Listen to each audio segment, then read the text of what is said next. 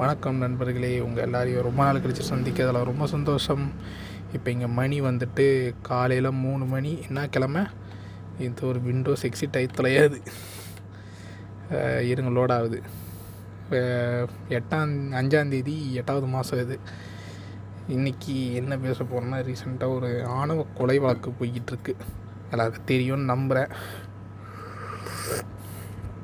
தெரியல, நான் சொல்கிறேன். ஒருத்தர் லவ் பண்ணாராம், நல்லா சம்பாரிச்சாராம். அதுக்காகவே ஜாதி பார்த்து போட்டு தள்ளிட்டாங்கன்னு சொல்லிட்டு ஒரு செய்தி வழக்கு போயிட்டுருக்கு. இதில் இப்போ ரீசெண்டாக என்ன நடந்துச்சுன்னா, அந்த பொண்ணே எனக்கு அந்த பையனுக்கெலாம் சம்மந்தம் இல்லை, எனக்கு அவனுக்கு என்ன ரிலேஷன்ஷிப் போதுன்னு தெரியும், தேவையில்லாமல் நடுவில் இது பண்ணிக்கிட்டு இருக்காதீங்கடா அப்படின்ற மாதிரி, ஏன்டா ஈடுபட்டு பயிலுகளான்ற மாதிரி அவங்க பேசிட்டாங்க. இதை ரொம்ப ஃபன்னி கன்செப்ட்ஸை சொல்கிறேன்றதுனால இது ரொம்ப ஃபன்னியான விஷயம் கிடையாது. ஆனால் இப்போது ஒன்றும் கிடையாது, சின்ன லாஜிக் தான். அது கூட புரிஞ்சிக்காத அளவுக்கு சோஷியல் மீடியா மக்கள் இருக்காங்களா? ஒரு மூளையற்ற சமுதாயத்துக்கு மத்தியில் வாழ்ந்துக்கிட்டு இருக்கோமான்னு திடீர்னு ஒரு கேள்வி வந்துச்சு. அதான் நான் உங்ககிட்ட கேட்டு கன்ஃபார்ம் பண்ணிக்கலான்றதுக்காக இந்த பாட்காஸ்ட்டை ரெடி பண்ணிக்கிட்டு இருக்கேன். எனக்கு அவனுக்கு சம்மந்தம் இல்லைன்னு அவங்க வாயால் சொன்னதுனால மட்டுமே அதுவும் என்ன சம்பவம் நடந்துச்சுன்னு தெரிஞ்சு அதுக்கப்புறம் அவங்க சொல்கிறாங்கன்றப்போ ஒரு சின்ன லாஜிக், ஒரு பட்டாணி சைஸ்க்கு மூளை இருந்தால் கூட புரிஞ்சிக்க முடியுன்ற மாதிரியான ஒரு சின்ன லாஜிக்கு. ஒன்றும் இல்லை, புள்ளி பண்ணுற இடத்துல, அப்யூஸ் பண்ணுற இடத்துலேயே நான் என்ன பண்ணலன்னு சொன்னால் தான் உனக்கு வேலை கிடைக்கும், என் கூட அட்ஜஸ்ட் பண்ணால் தான் உனக்கு வேலை கிடைக்கும்னு சொல்கிற எவ்வளோ இடத்துக்கு மத்தியில் இந்த மாதிரி அதுவும் ஒரு விஷயம். நீ சொன்னன்னா அவங்க வீட்டில் இருக்கவங்கள போட்டு தள்ளுவேன்னா, இல்லை எனக்கு அவனுக்கு சம்மந்தம் இல்லைன்னு சொல்கிறாங்க. இதுக்கு முன்னாடி நிறைய கேஸ் நடந்திருக்கு இந்த மாதிரி.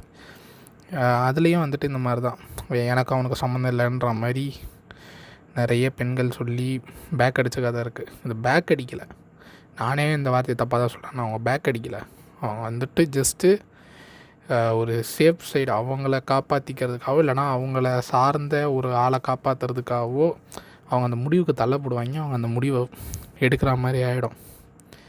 ஸோ இப்போ ஜட்ஜ் பண்ணுறது அப்படின்றத பார்க்கும்போது, இதை ஜட்ஜ் பண்ணுறவனுங்களாம் யார் அப்படின்னு கொஞ்சம் நோண்டி பார்க்கும்போது பார்த்தா, சில அந்த ஜாதி வட்டாரத்தில் இருக்கிறவனுங்க.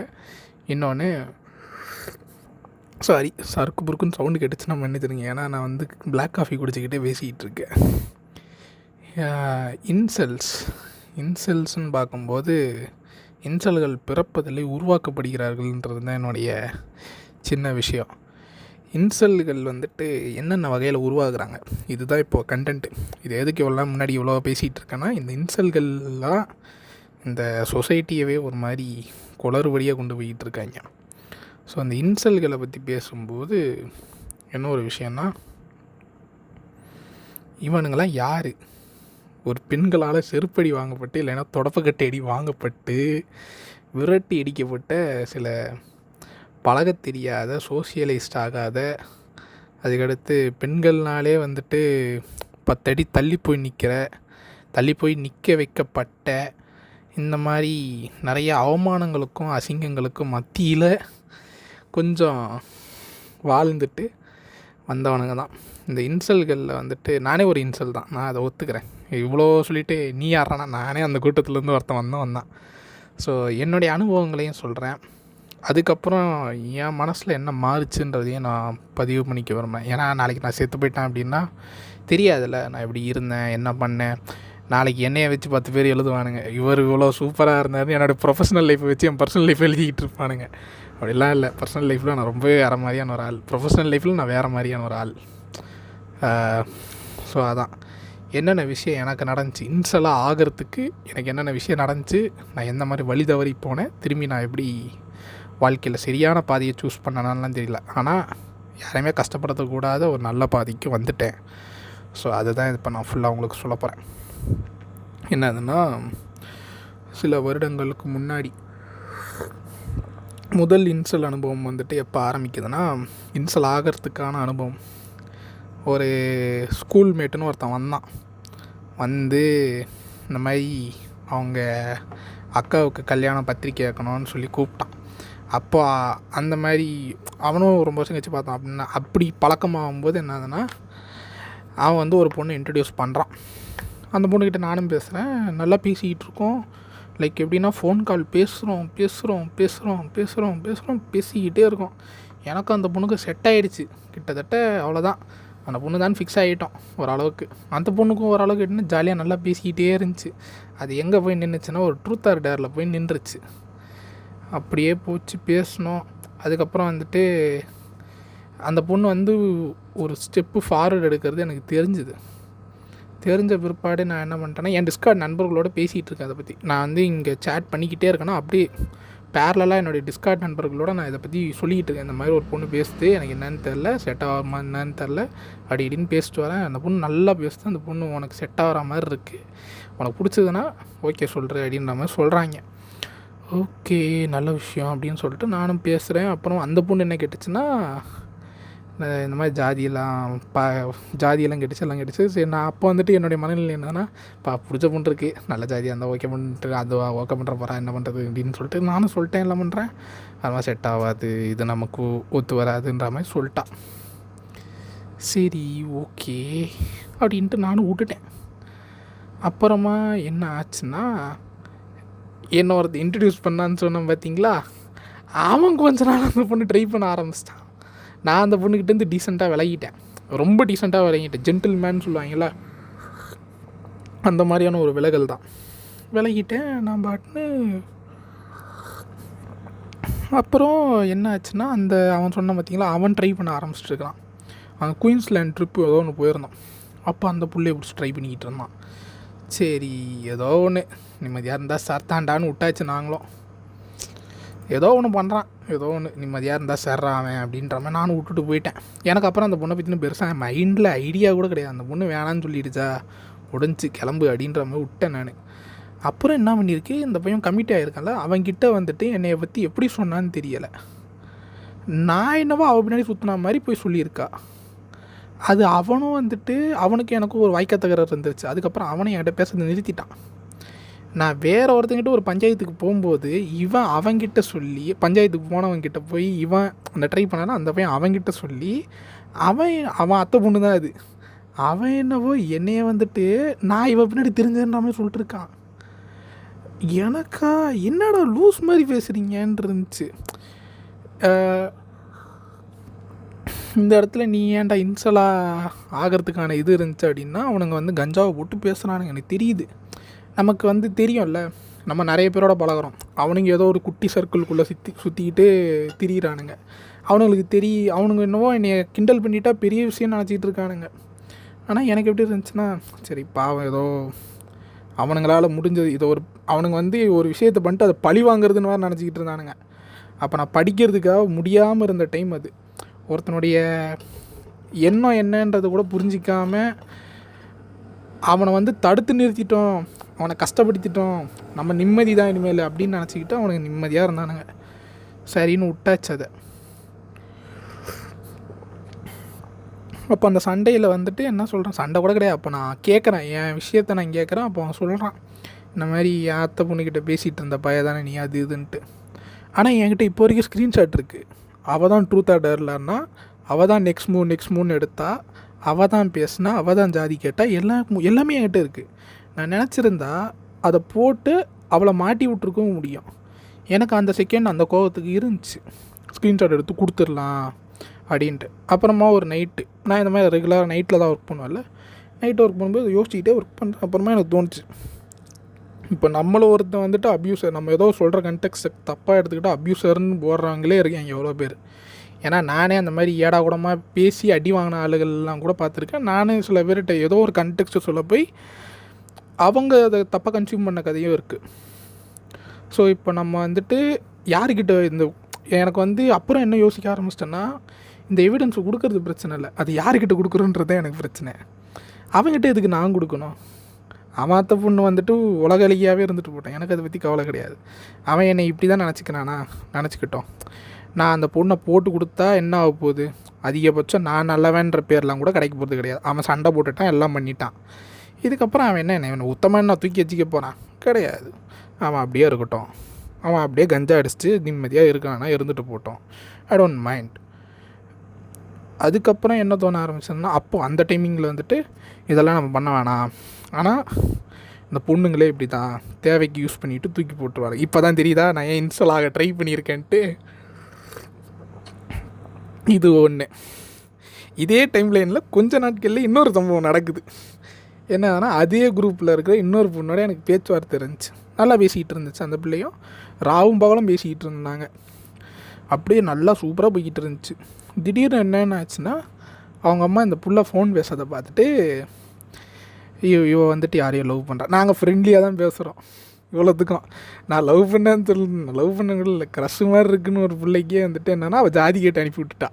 இன்னொரு பக்கம் என்னடான்னா, இவன் ஃப்ரெண்ட்லியாக பேசுகிற பொண்ணுக்கிட்ட வந்து இவனுக்கு அவளுக்கு லிங்குன்ட்டாங்க. அது அவங்க அம்மாவே சொல்கிறாங்கன்றப்போ நம்மளால் எதுவுமே சொல்ல முடியாது. ஸோ ஓகே, லெட் இட் ஹேப்பன்ற மாதிரி நானும் விட்டுட்டேன். அதுக்கப்புறம் அப்படி இப்படி ஊன்னு அவங்க சைடு ஃபுல் ட்ராமா. அதுக்கப்புறம் என்ன ஆகிடுச்சுன்னா, நான் எதுவுமே பண்ணல. அந்த பொண்ணுமே வந்துட்டு என்னன்னா கொஞ்சம் ஒரு ஸ்டெப் ஃபார்வர்ட் போய் வீட்டுக்கு வா நம்ம பேசலாம் அப்படின்ற மாதிரிலாம் சொல்லிச்சு. அவங்க ஃப்ரெண்ட்ஸ் நிறைய பேர் வீட்டுக்கு வருவாங்க. அந்த மாதிரி என்னையும் கூப்பிட்டுச்சு. நான் பெருசாக யார் வீட்டுக்கும் போக மாட்டேன். கூப்பிட்டாலுமே என் மனசுக்கு அவங்க ஓகேன்னு பட்டால் மட்டும் தான் நான் வீட்டுக்கே போவேன். அந்த மாதிரி இருக்கும்போது எனக்கு அந்த பொண்ணுக்கு வீட்டுக்கு போக பிடிக்கல. அதனால் நான் வரலன்ட்டேன். சரி, நான் சும்மா என்ன அப்போ உடனே மூஞ்சால் அடித்தாமல் வரலன்னுலாம் சொல்ல முடியாதுல்ல. அதனால் என்னன்னா, நீ அட்ரஸ் சொல்லு, நான் ஃப்ரீயாக இருக்கப்போ வரேன் அப்படின்ற மாதிரி சொல்லி சமாளிச்சிட்டேன். அதுக்கப்புறம் என்னதுன்னா, நிறைய பேசணும் நிறைய போய்கிட்டே இருந்துச்சு. அப்புறமா அதான் அவங்க அம்மா ஒரு லெவல் மேலே என்னன்னா, இது அப்படியே யோசிச்சு என்கிட்டயே ஃபோன் பண்ணி என்கிட்ட கொடு அப்படின்னு சொல்லி அவங்க பேசி நான் அவங்ககிட்ட பேசுகிறேன். இந்த மாதிரி எதுவுமே இல்லைங்க, இந்த மாதிரி எதுவும் இல்லைங்க, நான் அவ்வளோ இதெல்லாம் இல்லைங்கன்ட்டு. அதுக்கப்புறம் என்ன பண்ணியிருக்காங்க, இந்த விஷயத்த அவங்க மாமாவுக்கு கன்வெர்ட் பண்ணியிருக்காங்க. அவங்க மாமா யாருன்னா, இந்த வரும் ஆளும் ஆட்சியில் வந்துட்டு ஒன் ஆஃப் தி கம்பெனியில் அவர் வந்து ஒரு பொசிஷனில் இருக்கார். அவர் என்ன பண்ணிட்டாருன்னா, நம்பரை வந்து அந்த பொண்ணு ஃபோனில் இருந்து நம்பரை எடுத்து எனக்கு கால் பண்ணியிருக்கார். கால் பண்ணார். சரி, எனக்கு யாருன்னு இதில் எவனா அவன் ஜிம் ஃபோட்டோ போட்டு எனக்கு ஃபோன் பண்ணான் அப்படின்ட்டு. ஏன்னா எனக்கு ரெகுலராக இந்த யூடியூப் ஸ்டூடியோஸ்லேருந்து யாராவது ஒருத்தர் கால் பண்ணாங்க. அந்த மாதிரி இருந்துச்சு. சரி, அந்த மாதிரி யாரோ ஒருத்தர் போலன்னு ஃபோன் பண்ணி என்ன எதுன்னு கேட்டால், நான் அவங்க மாமா பேசுகிறேன், அந்த பொண்ணு பேர் சொல்லி அந்த மாமா பேசுகிறேன் அப்படி இப்படின்ட்டு. என்ன அப்படி இப்படின்ற, இனிமேல் உன்னை பார்த்தோன்னா அடிச்சு வச்சிரும் உன்னை, அவ்வளோதான் ஊன்னு அப்படி. எனக்கு என்ன மாதிரி இருந்துச்சுன்னா, யாரையா நீ லூசா நீ, நான் அவகிட்ட பேசுகிறேன்னு நான் தெரியலை, நானும் அவ்வளோ ஃப்ரெண்ட்லியாக தான் பேசுகிறோம். இன்னுமே என்னை எதுக்கு வந்துட்டு ஏதோ ஒரு பொம்பளை பிடிக்க மாதிரி நீ ட்ரீட் பண்ணுறேன்னே எனக்கு புரியலை அப்படின்னு இருந்துச்சு. ஓகே ஃபைன் அப்படின்னு விட்டாச்சு. அதுக்கப்புறம் அந்த பொண்ணுக்கே ஃபோன் பண்ணி இன்ஃபோ போட்டேன். இந்த மாதிரி வந்து அவர் இப்படி பேசுகிறாரு, அது சரிப்பட்டு வரல அப்படி இப்படின்னு. அப்புறம் அந்த பொண்ணுமே ஒரு லெவலில் மீறி என்னை கோஸ்ட் பண்ண ஆரம்பிச்சிருச்சு. இது இப்போ இன்சல் ஆகிறதுக்கான இன்சிடென்ட் நம்பர் 2 இது ஒன்று. 3வது வந்துட்டு என்னதுன்னா, நான் வந்து ஒரு டேட்டிங் ஆப் மூலயமா ஒரு பொண்ணு கூட ஃப்ரெண்ட் ஆகிட்டேன். இது வந்து ஒரு ஷார்ட் டேர்ம் கமிட்மெண்ட்டாக தான் இருக்கும் அப்படின்னு நாங்கள் பேசி வச்சுக்கிட்டே தான் போனோம். ஆனால் அது அவ்வளோ ஷார்ட்டாக இருக்குன்னு எதிர்பார்க்கவே கிடையாது. கொஞ்சம் நாட்கள் கழித்து என்ன ஆச்சுன்னா, கொஞ்சம் நாட்களில் பேசிகிட்டு இருந்தோம். ஒரு 3-4 நாளில் வந்துட்டு வெளியே போனான்னு பிளான் பண்ணி வெளியெல்லாம் போனோம். வெளியே போயிட்டு வந்து அடுத்த நாளில் இருந்து ஆளே கோஸ்ட்டு. ஒன்றே பிடிக்கலன்னு சொல்லிடணும், இல்லையா செட் ஆக மாட்டேன்னு சொல்லிடணும். என்னன்னே சொல்லாமல் அவங்க பாட்னா அவாய்ட் பண்ணிட்டுருக்காங்க. அவங்க ஃப்ரெண்டு என்கிட்ட பேசிகிட்டு இருந்தாங்க, அவங்க ஃப்ரெண்டுக்கிட்டேயும் நான் பேசிகிட்டு இருந்தேன். ஸோ என்னதுன்னா, இவங்க இங்கே வந்துட்டு என்னை டெஸ்ட் பண்ணிக்கிட்டு இருக்காங்கன்றது எனக்கு தெரியல. நான் ரொம்ப இன்னசென்ட்டாக வந்துட்டு அந்த பிள்ளை நல்லா பேசுது, சரி இந்த பிள்ளைக்கு நம்மளை பிடிக்கல போல் அப்படின்னு சொல்லிட்டு நானும் விட்டாச்சு. அந்த பிள்ளைக்கு தான் நம்ம மட்டும் நல்லா பேசுதேன்னு சொல்லி அந்த பிள்ளை கூட டைம் ஸ்பெண்ட் பண்ண ஆரம்பிச்சிட்டேன். இவங்க என்னை டெஸ்ட் பண்ணிகிட்டு இருக்காங்க 2 பேரும். அது எனக்கு எவ்வளோ லேட்டாக தெரிஞ்சதுன்னா, கடைசியாக அந்த பொண்ணுக்கிட்ட வந்துட்டு சரி எனக்கு என்ன பிடிச்சிருக்குங்கன்ற மாதிரி டெக்ஸ்ட்டெல்லாம் போட்டதுக்கப்புறம் அந்த பொண்ணு என்னை ஃபோன் பண்ணி கண்ட மீனிக்கு திட்டுது. நான் எப்படி எழுதி போட்டேன்னா, இந்த மாதிரி வந்து எனக்கு பிடிச்சிருக்குங்க, ஆனால் எனக்கு இது வந்துட்டு எப்படி இது லாங் டேர்மாக ஷார்ட் டேர்மாக என்ன இளவு ஒன்றும் புரியல, நீங்கள் என்னன்னு கேட்டுட்டு சொல்லுங்கள் அப்படின்ற மாதிரி நான் ரொம்ப ஜென்யூனாக எனக்கு மனசில் என்ன தோணுதோ அப்படியே எழுதிட்டேன். இந்த மாதிரி வந்துட்டு நான் இதுக்காக பழகலை, இதுக்கு இதாக பண்ணுறேன், இதுங்க நான் வந்துட்டு ஒரு ஷார்ட் டைம் கையாக இருந்தேன், இப்போ ஒரு லாங் டைம் கையாக மாறலான் இருக்கேன் அப்படின்னு மொத்தமாக நான் என் மனசில் தோன்றதெல்லாம் பேராகிராஃபாக எழுதி போட்டேன். ஃபோன் பண்ணி உடனே அந்த பொண்ணு வாழ் அந்த பொண்ணு டேட்டிங் ஆப்லேருந்து அந்த பொண்ணு கிடையாது, அது ஃப்ரெண்டு. ஃபோன் பண்ணி வாழ்னு கத்துது. அதுக்கப்புறம் என்ன சொல்லிட்டேன், நான் எனக்கு என்ன தோணுதோ நான் ஜென்யூனாக சொல்லிட்டேன், நான் ஒன்றும் ஏமாற்றிட்டு தெரியலை, இதுக்கு மேலே என்ன ஆகுதுன்னா அது வாங்காத அப்படின்னு விட்டாச்சு. அதுக்கப்புறம் என்ன ஆகுதுன்னா, என் லேப்டாப்பை கொஞ்ச நாளைக்கு அந்த பொண்ணு வச்சுருந்துச்சு. அந்த லேப்டாப்பை ரேப்பிடோ பண்ணி எனக்கு அனுப்பிவிடு, எனக்கு வேலை இருந்துச்சு வேறு. அப்போது எனக்கு வேலை எடுத்து லேப்டாப்பை அனுப்பிவிடுன்னா கடைசியில் அவள் புத்தியை காமிச்சிட்டான்ற மாதிரி என்னன்னா, அந்த ரேப்பிடோவை என் ஏரியாவுக்கு போட்டுவிட்டு காசே கட்டல.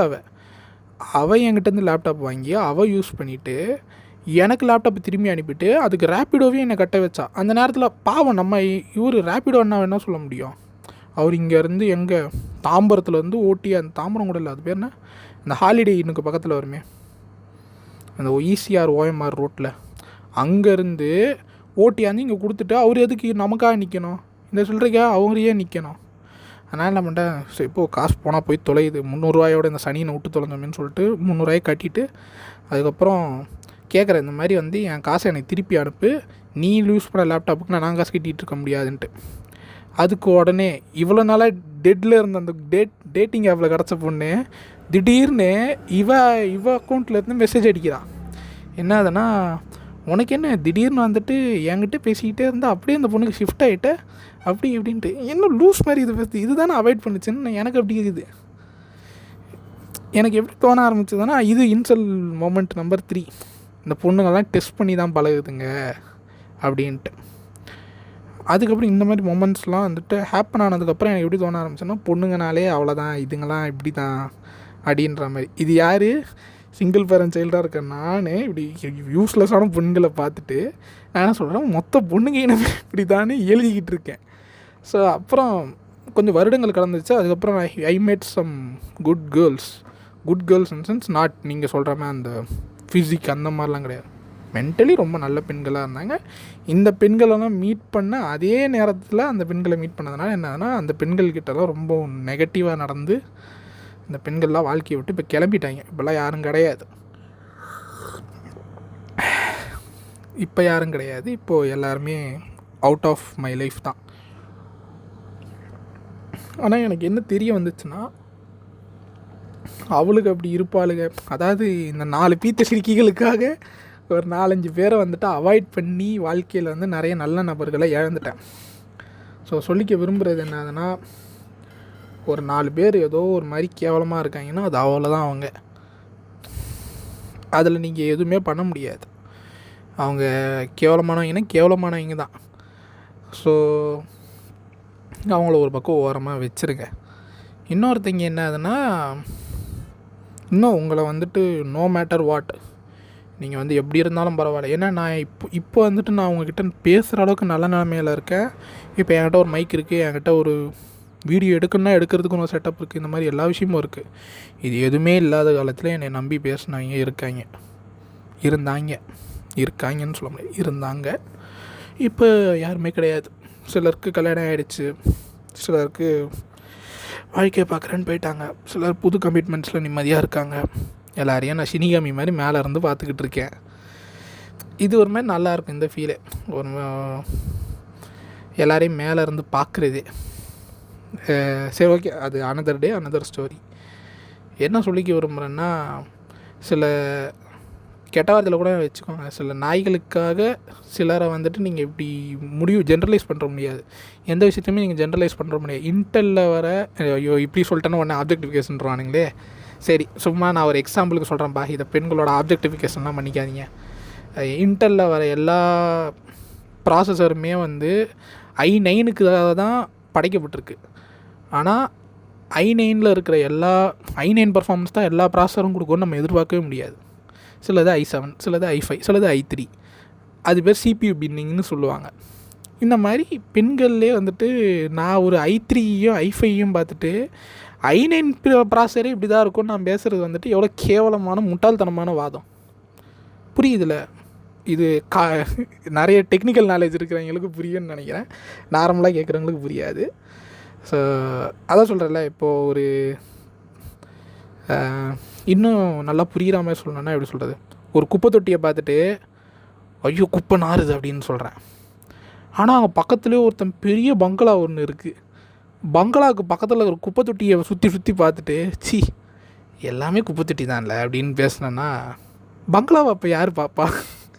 பங்களாவை பார்த்தா தான்டா அவனுக்கு குப்பை தொட்டி ஒரு விஷயமே இல்லைன்னு தெரியும்.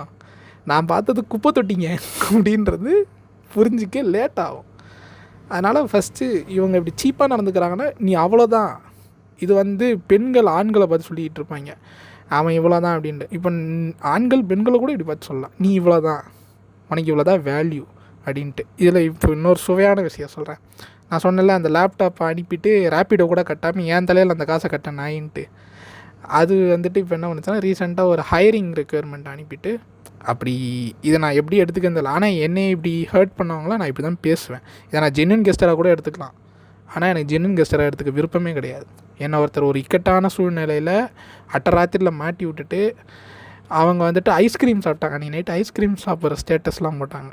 பெரிய பெரிய டப் ஐஸ்கிரீம் சாப்பிட்றது, கோன் ஐஸ்கிரீம் சாப்பிட்றது, அதுவே கிட்டத்தட்ட 300 வந்துருமே. நீ யூஸ் பண்ண லேப்டாப்புக்கு நான் உட்காந்து காசு கட்டணும், எனக்கு ஒன்றும் தேவை கிடையாது. ஆனால் நம்ம அப்படி ஜென்ரலைஸும் பண்ணுற முடியாது. Okay, let it be.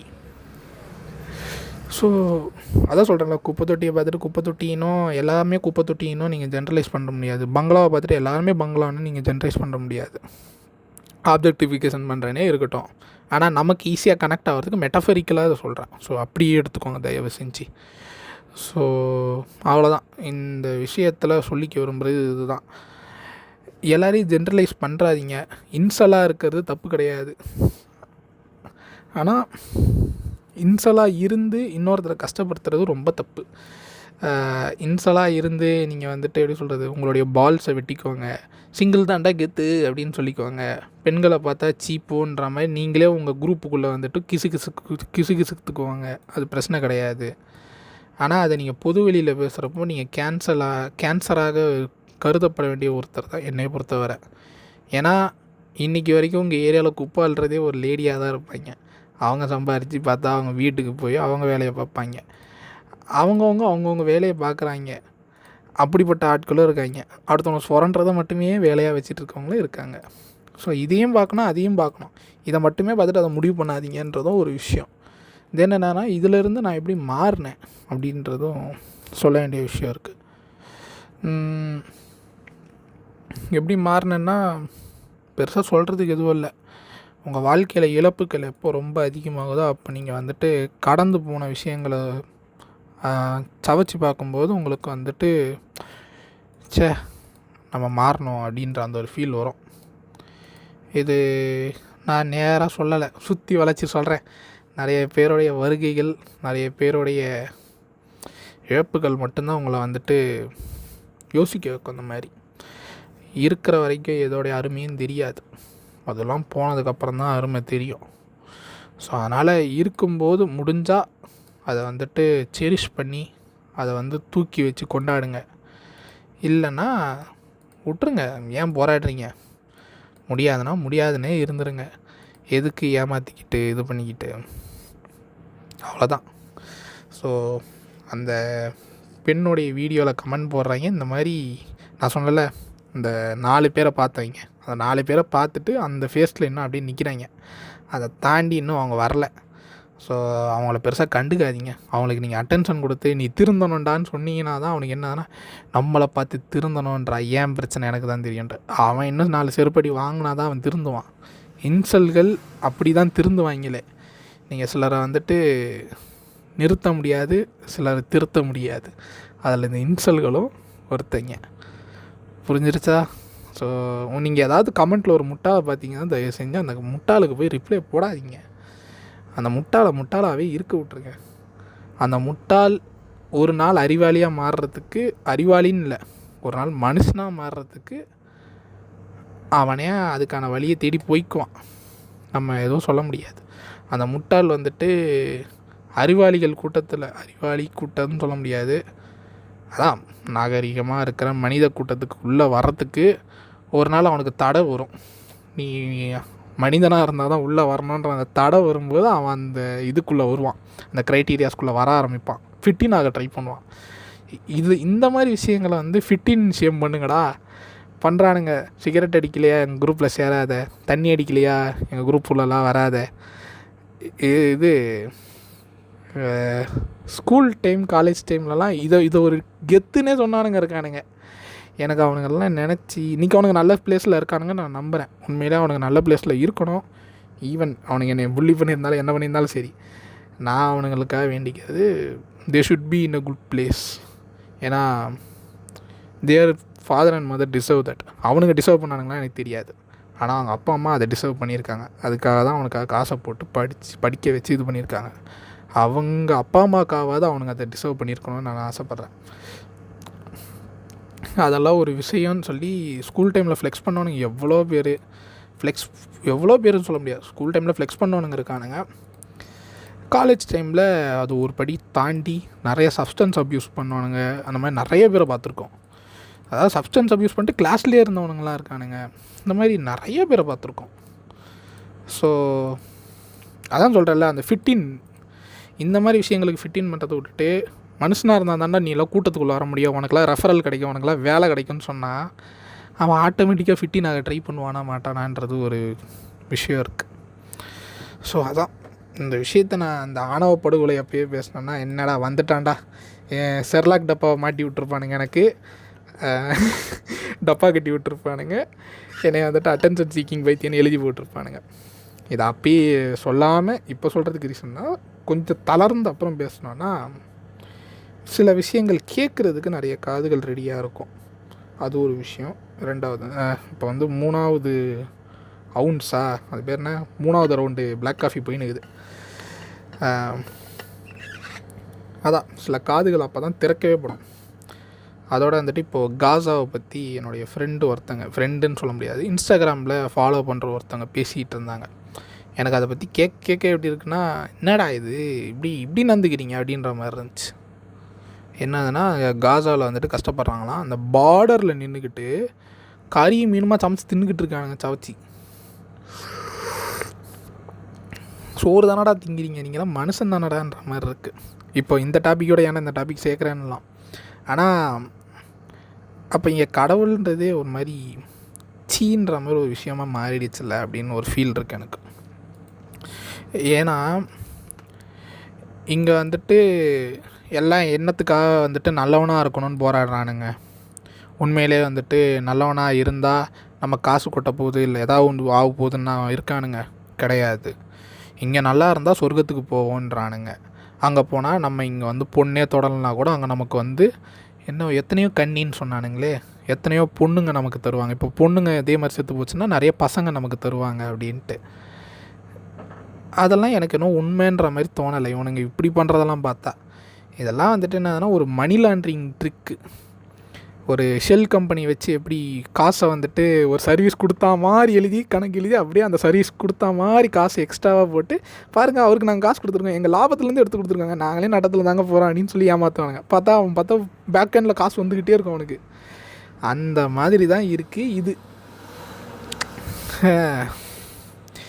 எனக்கு என்னவோ புரியல இவனுங்க எப்படி என்ன பண்ணுறானுங்க. கடவுள்ன்றானுங்க, அழுகுறானுங்க, உருள்றானுங்க, பிறல்றானுங்க. ஆனால் ஒருத்தன் கஷ்டப்படும் போது அவனுக்கு எதிரில் மீன் சமைச்சு துண்ணுக்கிட்டு இருக்கானுங்க. அது உடனே வந்து இப்போ நிறைய பேர் எழுதுவாங்க, கண்ட்ரி பிரச்சனை என்ன போகுதுன்னு தெரியாமல் வாயை விடாத ப்ரோ. என்னவோ போட்டுண்டா, whatever the fuck, who gonna care about those things. அது என்னவோ நடக்கட்டும், அவன் என்னவோ ஆகட்டும்டா. ஈவன் பாகிஸ்தானே வந்து குட்டி நாடு, நிறையா வெடிகுண்டு செய்கிறதுக்காக தான் காசே வாங்குறான்னா கூட அவனுக்காகவும் பரிதாபப்படுறவங்க இருந்துக்கிட்டு தான் இருக்காங்க. ஏன்னா அங்கே வந்துட்டு நாட்டுப்பகை அதெல்லாம் தாண்டி ஒரு மனுஷன் இன்னொரு மனுஷன் மதிக்கணும். இந்த சித் ஃப்ரீக்வன்சி வீடியோ பார்த்துட்டு வந்து கூவுறானுங்க, என்னதுன்னா நம்ம நாடு நம்ம தான் பார்த்துக்கணும் அப்படின்ட்டு.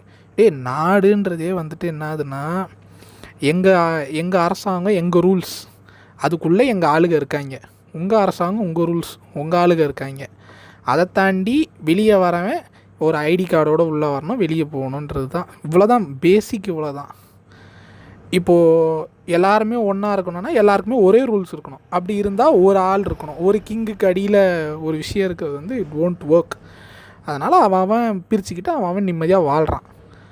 இப்படி தான் நம்ம அதை பார்த்துக்கணும். அதை விட்டுட்டு என்னவோ அதை ஒன்றும் கௌரவ பிரச்சனை மாதிரி பார்த்துக்கிட்டு இருக்கானுங்க. இந்த என்னது அது பேர், இந்த நாட்டுப்போர், நம்ம ஜவான்ஸை கொண்டுட்டாங்கன்னா அதை ஒரு தீவிரவாதி இயக்கம் பண்ணுறது. அதுக்கு போய்ட்டு பாகிஸ்தான் அழியணுன்றானுங்க. முஸ்லீம்ஸ்னாலே இப்படி தான்றானுங்க. எனக்கு புரியல. அப்படின்னா என் கூட பழகிற ஒரு 70% மெம்பரை நான் வந்து ஒதுக்கிட்டு தான் வாழணும். ஏன்னா எனக்கு ரெக்கமெண்டான நிறைய பேரில் முஸ்லீம் கிளைண்ட்ஸ் நிறைய பேர் இருக்காங்க. அப்போ அவங்களாம் ஒதுக்கிட்டு வாழ்ந்துடலாமா? சரி, அப்போ இனிமேல் நீங்கள் பீஃப்லாம் யாருமே சாப்பிட மாட்டிங்களா? நம்ம ஊர் தான்டா பீஃபில் செகண்ட் இடம்னு சொல்கிறாங்க. இப்போ என்ன ஃபஸ்ட் இடத்துக்கு வந்துருப்போம்லாம் தெரில. இங்கே வந்துட்டு ரொம்ப கான்ட்ரடிக்ஷனாக பேசிக்கிட்டு இருக்காங்க. இந்த சிட் ஃப்ரீக்வன்சிலாம் ஒரு ஆளுன்ட்டு நான் அப்போ ஃபஸ்ட்டு அந்த ஏ டு டி எக்ஸ்போஸ்ன்னு போட்டப்பே தெரிஞ்சுது, இவன் இங்கே வாங்க போகிறா, சந்தில் வாங்க போகிறா அப்படின்ட்டு. நான் அவன் பேசுகிறேன்றதுனால டோன்ட் டேக் மீ ராங். ஆனால் அவங்க பேசுகிறது கிட்டத்தட்ட இந்த ட்விட்டரில் இது பாஜக மெம்பர்ஸ் பேசுவாங்க அந்த மாதிரி இருக்குது. அப்படி பேசி நீ வந்து நாட்டை நிலநாட்ட போகிற அப்படின்னா தேவையில்லை. அப்படி நீ ஒன்றும் ஜூஸ் பிராண்டுக்கு ஸ்டார்ட் பண்ணி இது பண்ண போனால் தேவையில்லை. நீ கேன்சர் தான். அதுக்கு நீ கண்டென்ட்டே போடாமல் இருக்கலாம். நான் கண்டென்ட்டே போடாமல் இருக்கிறதுக்கான விஷயமே இது தான். என்கிட்ட லைட்ஸ் இருக்குது, வீடியோ கேம் இருக்குது, எல்லாமே இருக்குது. நான் என்ன கருமத்தை வேணால் பேசி அப்லோட் பண்ண முடியும். ஆனால் நான் அதை பண்ணவே மாட்டேன். நான் எப்போயுமே ஒரு விஷயம் பேசுகிறதுக்கு முன்னாடி யோசிப்பேன். இப்போ நான் உங்கள்கிட்ட பேசுகிறேன்னா இப்போ உங்கள்கிட்ட ஜாலியாக பேசிடுறேன். இப்போ இதில் தப்பு இருந்துச்சா திருத்திக்குவேன்ற அந்த மைண்ட் செட்டோடு தான் இப்போ பேசிகிட்டு இருக்கேன். இப்போ வீடியோவில் பேசுகிறேன்னா அது வேறு மாதிரியான ஒரு இம்பேக்ட்டு. நான் பேசுகிற ஒரு வார்த்தையும் பார்த்து பேசணும். ஒரு வார்த்தை மிஸ் ஆகி மாற்றி பேசிட்டேன்னு வச்சுக்கோங்க. இப்போ நான் ஒரு ஆப்ஜெக்டிஃபிகேஷன் முன்னாடி சொன்னால இந்த குப்பை தொட்டி பங்களான்ட்டு, இப்போ இதையே நான் கொஞ்சம் மாற்றி என் கோவத்தோடு பேசிட்டேன்னா அது கன்டெக்ஸ்ட்டும் மாறிடும், கேட்குற உங்களுடைய இதுவும் மாறிடும். அதுக்குன்னே நான் வீடியோ எடுக்காமல் இருக்கிறதுக்கு ரீசனே அது தான். நான் வந்து ஒரு வார்த்தை பேசுகிறப்பையும் பார்த்து பேசணும். ஏன்னா நான் என்னையை சுற்றி ஒரு சர்க்கிள் இருக்குது, என்னையை சுற்றி சில நபர்கள் இருக்காங்க, அவங்களையும் நான் பாதிக்கக்கூடாது. அதே மாதிரி நான் அவங்களுக்கு ஒரு கேன்சரையும் பரப்பிடக்கூடாது. இந்த சென்ஸ் ஒரு தப்பான கருத்தை ஷேர் பண்ணி அதுதான் ரைட்டுன்னு அவங்கள நம்ப வச்சிடக்கூடாது. இந்த மாதிரியான விஷயங்களும் என் மைண்டுக்குள்ளே ஓடும். அதனால தான் நான் இப்போ கூட என் கூட நிறைய பேர் கேட்பாங்க, என்னடா நீ எவ்வளோ வீடியோஸ்க்கு வந்துட்டு எழுதி கொடுக்குற இது பண்ணுற, நீ ஏன்னா வீடியோ எடுக்க மாட்டேன்ட்டு. நான் எடுக்காமல் இருக்கிறதுக்கு ரீசனே அது தான். எழுதி கொடுக்குறது அதெல்லாம் வந்து காசு வாங்குகிறோம், நம்ம வேலை இல்லை. அது அவன் தலைவலி, அவன் ஸ்கிரிப்டு, அவங்க பார்த்துக்குவாங்க. ஆனால் இங்கே நான் எடுக்கிறேன்னா இது ஏன் பிரச்சனை, ஏன் ஸ்கிரிப்டு, ஏன் விஷயம், எல்லாத்துக்கும் இதில் இருந்து ஆவண்ணா வரைக்கும் என்ன போனாலும் நான் தான் பேசணும். ஸோ அதனாலேயே நான் யோசிப்பேன், இதை நம்ம பேசணுமா இல்லை இதை நம்ம இப்படி பேசிட்டோன்னா என்ன ஆகும் அப்படின்ட்டு. நான் விஎஃப்எக்ஸ் டுட்டோரியல் போடுறப்ப கூட யோசிக்கிறேன். இப்போது விஎஃப்எக்ஸ் போடுறதுக்கு கூட நான் யோசிக்கிறது என்னதுன்னா, நம்ம ஒரு வேளை ஏதாவது ஒரு டூலை தப்பாக சொல்லிட்டோன்னா அதை பார்க்குறவங்க என்ன மாதிரி எடுத்துக்குவாங்க அப்படின்ட்டு. நிறைய பேர் இருக்காங்க ஒன்றுமே இல்லை சப்பையாக இன்றைக்கி வரைக்கும் F9 கொடுத்து ஈஸி யூஸ் பண்ணலான்றது நிறைய பேர் சொன்னதே கிடையாது. ரைட் கிளிக் கொடுத்து ஈஸி யூஸ் பண்ணுங்கன்னு தான் சொல்கிறேன். ஆனால் எல்லாருமே அவங்களுடைய பர்சனல் டுட்டோரியல், காசு கொடுத்து வாங்குற டுட்டோரியலில் F9 கொடுத்தா ஈஸி யூஸ் பண்ணலான்னு சொல்கிறாங்க. அதனாலேயே எனக்கு ஒரு பயம் இருக்குது. இப்போ நம்ம இப்படி போட்டுட்டோன்னா இவங்களெல்லாம் பகச்சிக்குவோமோ, இப்படி சொல்லிட்டோன்னா இவங்களெல்லாம் பகச்சிக்குவோமோ, இப்படி ஏமாத்துறோமோன்னு ஒரு ஃபீல் வந்துடும். இப்போ நான் வந்து ரைட் கிளிக் கொடுத்து ஈஸி யூஸ் பண்ணுங்கன்னு சொல்லிவிட்டு வீடியோ லென்த் இழுக்கிறதுக்காக பேசிட்டேன்னா நான் ஏமாத்துறேன்ல அவங்கள. ஒரு ட்ரிக் இருக்குது எனக்கு தெரியும், ஆனால் அதை நான் சொல்ல மாட்டேன். எனக்கு காசு கட்டினா தான் சொல்லுவேன்றேன். அதை நான் சர்வீஸாக பார்க்குறதா இல்லை எனக்கு தெரிஞ்ச அறிவை ஷேர் பண்ணுறேன்னு சொல்லிவிட்டு நான் உனக்கு ஒரு அறிவை ஷேரே பண்ணாமல் உன்னை நான் சுத்தல விட்றதா? எனக்கு அந்த மாதிரி நிறைய யோசனை வரும். நான் சரியாக யோசிக்கிறேன்னா எனக்கு தெரியல, ஆனால் இந்த யோசனை எனக்கு வரும். ஆக்சுவலி தெரப்பி போய் எத்தனையோ சைக்காட்ரிஸ்ட்டை பார்த்துட்டு அப்புறம் கடைசியாக இப்போ ஒரு சைக்காட்ரிஸ்ட் போனேன். அதுக்கப்புறம் செட் ஆகலை. ஃபைன், ஓகே, செட் ஆகலன்னு சொல்ல முடியாது. ஓரளவுக்கு மாத்திரை போட்டுட்ருக்கேன், இது பண்ணுறேன், அப்படி போயிட்டுருக்கு ஒரு பக்கம். ஆனால் எனக்கு தோணலை நம்ம இந்த மாதிரி விஷயங்களுக்குள்ளே வரக்கூடாது. அதனால் இவ்வளோ யோசிக்கிறதுக்கு ரீசனே தான். நான் ஒரு சின்ன விஷயம், அது ஒரு F9ன்றது ஒரு சின்ன விஷயம், அதையே நான் இவ்வளோ யோசிப்பேன். ஒரு கன்சியூமர் எண்ட்லேருந்து யோசிக்கிறதுனால மட்டும்தான் என்னால் இவ்வளோ யோசிக்க முடியுது. நான் வீடியோ பண்ணாமல் இருக்கிறதுக்கான விஷயமே அதுதான். ஸோ அதான் இந்த மாதிரி நிறைய யோசனைகளுக்குள்ளே இருந்தேன். இந்த யோசனைகளை உங்களுக்கும் நான் பகிர்ந்துட்டேன். நான் இதை வந்து ரொம்ப ப்ராப்பர் ஸ்டார்ட் ப்ராப்பர் எண்டுன்றது என் பாட்காஸ்ட்லேயும் கிடையாது, இந்த பாட்காஸ்ட்லேயும் கிடையாது. ஸோ கேளுங்க, ஜாலியாக இருங்க. முதல்ல யாரையும் ஜட்ஜ் பண்ணாதீங்க, ஜென்ரலைஸ் பண்ணாதீங்க. சம்மரி ஆஃப் தி இது இப்போ சம்மரி ஆஃப் தி இதுன்னு சொல்லிடுறேன். சம்மரி ஆஃப் தி இது என்னதுன்னா, யாரையும் ஜட்ஜ் பண்ணாதீங்க, ஜென்ரலைஸ் பண்ணாதீங்க. ஒருத்தி உங்களை கேவலமாக நடத்துகிறான்றதுக்காக இன்னொருத்தையும் அப்படி தான் இருப்பான்னு எதிர்பார்க்காதீங்க. அவங்கவுங்க கேரக்டரில் அவங்கவுங்க இருக்காங்க. ஆனால் ஒருத்தங்க சீப்பாக நடந்துக்கிறாங்கன்னு தெரிஞ்சதுன்னா முன்னாடியே கணிச்சிட்டு வெளியே கிளம்பிடுங்க. ஒருத்தங்க நல்லா நடத்துகிறாங்கன்னா டெஸ்ட்லாம் பண்ணாதீங்க. யாரையும் டெஸ்ட் பண்ணுற இடத்துல நீங்கள் ஒழுங்கு கிடையாது.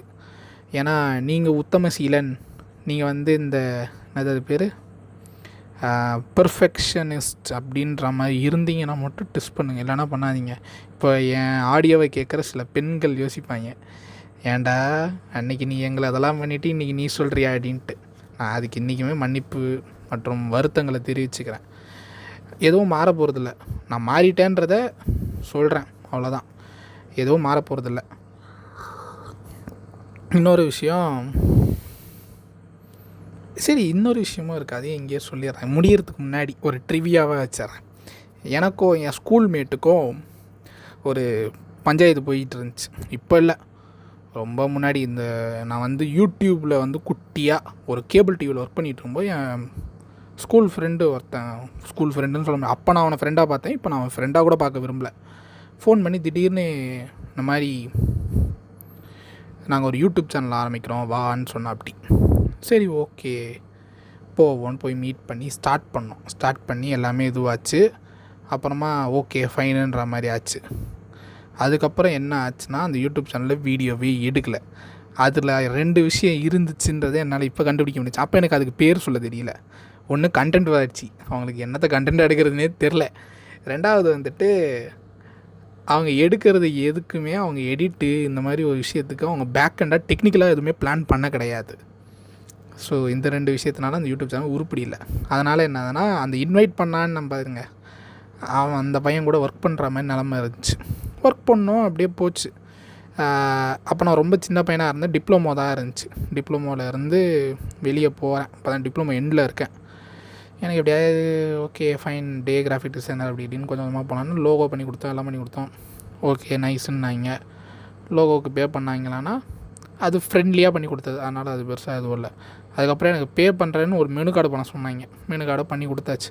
ஓகே அப்ரூவ்டுன்னு சொல்லிட்டு பிரிண்ட் பண்ண சொல்லிட்டு பிரிண்ட் ஆகி வந்ததுக்கப்புறம் இது நான் சொன்னதே இல்லையே என்னதுன்ட்டு மாற்றி அடிச்சிட்டேன்னு சொல்லி உனக்கு எதுவும் தர முடியாது இதுன்ட்டு போயிட்டாங்க. அப்போது அந்த பையன் வந்துட்டு ஒரு பொண்ணு கூட பழகிட்டு இருந்தான். அந்த பொண்ணு பேர் கூட எனக்கு சொல்ல விரும்பல. அந்த பொண்ணு கூட பழகிட்டு இருந்தான். எனக்கு அவங்க பேரண்ட்ஸ் எல்லாருமே வந்து ஜாதி மைண்டோடு பேசுகிறாங்கன்றதே எனக்கு இப்போ புரியுது, அப்போ புரியவே கிடையாது. அப்போ என்னதுன்னா, அந்த பொண்ணு வந்து கொஞ்சம் மாடர்னாக ட்ரெஸ் பண்ணி ஃபோட்டோஸ் போடும். அதனால் வந்துட்டு அவங்க எப்படி நினச்சிட்டாங்கன்னா, இந்த பொண்ணுலாம் நமக்கு செட் ஆகாது அப்படின்ற மாதிரி பேசிட்டு இருக்காங்க. அதோட வந்துட்டு அந்த பையனும் வந்துட்டு அதோட அந்த பொண்ணையும் வந்துட்டு கொஞ்சம் வேறு ஏதாவது ஆளுகளாக இருக்குமோன்னு நினச்சிருக்காங்க. இவங்க என்ன ஆளுகன்னு எனக்கு தெரியும், ஆனால் நான் சொல்ல விரும்பலை. அதனால் அவங்க பேசிக்கிட்டு இருந்தாங்க.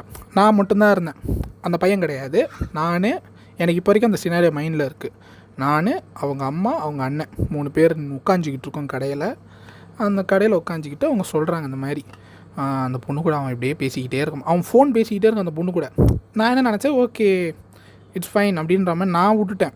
ஆனால் அவங்க வந்து அதை ரொம்ப இன்டென்ஸ் பண்ணி பேசும்போது எனக்கு எப்படி இருந்துச்சுன்னா, ஐயோ நம்ம ஃப்ரெண்டுக்காக இப்படி பேசுகிறாங்களே. எனக்கு அப்போ என்னன்னா, அந்த ஃப்ரெண்ட்ஷிப் என் கண்ணை கட்டிடுச்சு. உண்மையிலே அவங்க என்ன மைண்ட் செட்டோடு பேசுகிறாங்கன்றது தெரிஞ்சிருந்துச்சுன்னா உண்மையிலே நான் அந்த பையனை தடுத்துருக்க கூட மாட்டேன், அது ஓன் சாய்ஸ்டான்னு விட்டுருப்பேன். ஆனால் இப்போ புரியுது அவங்களுக்கு. நான் வந்துட்டு அதை ஃப்ரெண்ட்ஷிப்புன்னு ரொம்ப கண்ணில் எடுத்துக்கிட்டு என்ன பண்ண ஆரம்பிச்சிட்டேன், அவங்க அம்மா சொல்லிட்டாங்களே இந்த மாதிரி, அதனால் அவனை வந்து அந்த பொண்ணுக்கிட்ட பேசுறது நிறுத்தணும்னு சொல்லிட்டு நான் ஏதோ ஒரு ஏடாகுடம் பண்ணி கடைசியில் அந்த 2 பேரும் கடைசியில் நான் பண்ண மாதிரி பேசலை. ஆனால் கடைசியில் எப்படி போய் நின்றுச்சுன்னா, அவங்க அம்மாவும் அண்ணனும் பேசினாங்கன்ற அந்த கண்டெக்ஸ்ட் கட் ஆகிடுச்சு. ஷாகா தாண்டா பிரித்து விட்டான் எங்களை அப்படின்ற மாதிரி வந்து நின்றுச்சு. சரி ஓகே அப்படியே இருந்துட்டு போட்டேன்னா நானும் விட்டுட்டேன். ஸோ இதுவும் ஒரு விஷயம். அந்த மாதிரி பிரிவினை பார்க்குறதுனாலையும் நிறைய பேர் வந்து பிரியறதுக்கான காரணம் இருக்குது அப்படின்றதும் சொல்லிக்க விரும்புகிறேன். இது வந்து ஒரு ட்ரிவியா. இந்த மாதிரி நல்லா பேசுகிற பெண்களையும் ஒலட்டி விட்ட காரணங்கள் என்கிட்ட இருக்குது. இப்போ இதை எதுக்கு சொன்னேன்னா, சும்மா இது வந்துட்டு பதிவு பண்ணணும்னு தோணுச்சு. என்றைக்கு இருப்போம் என்றைக்கு சாவணும்லாம் தெரியாதுல்ல. Because I am in a state like I can't move anywhere அப்படின்ற மாதிரி இருக்குது. ஸோ ஏன் சொல்லக்கூடாது, சொல்லிவிட்டு நிம்மதியாக இருப்போம், மனசில் இருந்த பாரமே போச்சுப்பா அப்படின்ற மாதிரி. அதான் சொல்கிறேன்ல, வித்தியாசமான ஆட்கள். இப்போ அந்த அம்மா என்னை வந்துட்டு அப்படி யோசிக்க வச்சுட்டாங்கன்றதுனால எல்லா அம்மாவும் இப்படி ஜாதி தான் பார்ப்பாங்கன்னு நினச்சேன்னா என்னை மாதிரி கேவலமானவன் கிடையாது. ஸோ அப்படி யோசிக்காதீங்க, சில், ஓகேவா? வேறு என்ன, இதோ கடைசி கப் ஆஃப் காஃபி 3 ரவுண்டு போயிடுச்சு. உங்களை மீண்டும் ஒரு நல்ல பாட்காஸ்டில் சந்திக்கிறேன். அதுவரை நன்றி, வணக்கம்.